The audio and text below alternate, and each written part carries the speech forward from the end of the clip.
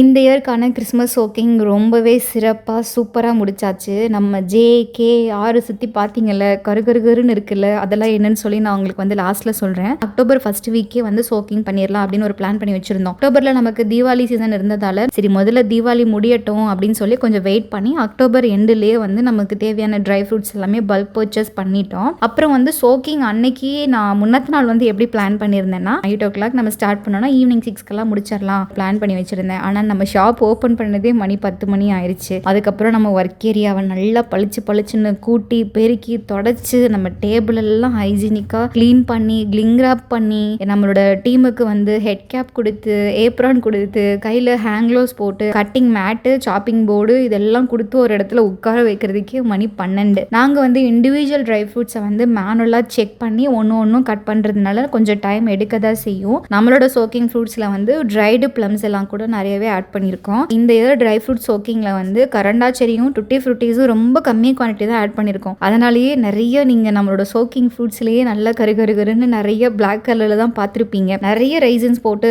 பண்ணியிருக்கோம். நிறைய ட்ரைடு பிளம்ஸும் டேட்ஸும் நிறையவே ஆட் பண்ணியிருக்கோம். ஸ்டார்ட் பண்ணதே வந்து கொஞ்சம் லேட்டாக தான் பண்ணோம். இதுக்கிடையில் ஒரு டீ பிரேக், அப்புறம் 1:30 அப்புறம் ஒரு லஞ்ச் பிரேக், அப்புறம் ஒரு 4 மணிக்கு அப்புறம் மறுபடியும் ஒரு டீ பிரேக். 6 மணிக்கெல்லாம் முடிச்சிடலாம் அப்படின்னு சொல்லி பிளான் பண்ணியிருந்தேன். ஆனால் நாங்கள் முடிச்சது வந்து 8 மணி தான். கை சரியான வலி. ஒரே இடத்துல சிசரை பிடிக்கணும், ஒரே இடத்துல கத்தியை பிடிக்கணும், மாற்றி கட் பண்ணணும். எங்கள் எல்லாருக்குமே ஷோல்டர் பெயின் இருந்துச்சு, கையும் சரியாக வலிச்சது. ஆனால் நாங்கள் எல்லாருமே சிரிச்சுக்கிட்டே கலக்கலன்னு பேசிக்கிட்டே பண்ணதால அது பெருசாக தெரியவே இல்லை. அப்புறம் ட்ரை ஃப்ரூட்ஸ் எல்லாமே கட் பண்ணி முடிச்சுட்டு ஜே.கே.ஆர் அப்படின்னு சொல்லி நான் அழகாக போட்டு கொடுத்துருந்தேன். இதே மாதிரி சோக்கிங் நம்ம ஆல்ரெடி வந்து ஒரு டைம் பண்ணியிருந்தோம் இல்லைங்களா, அதே மாதிரி இந்த முறையும் பண்ணணும்னு எனக்கு ஆசையாக இருந்தது. அதை சுற்றியுமே வந்து மற்ற ட்ரை ஃப்ரூட்ஸ் எல்லாமே நம்ம டீம்லாம் சேர்ந்து அழகாக ஃபில் பண்ணிட்டாங்க.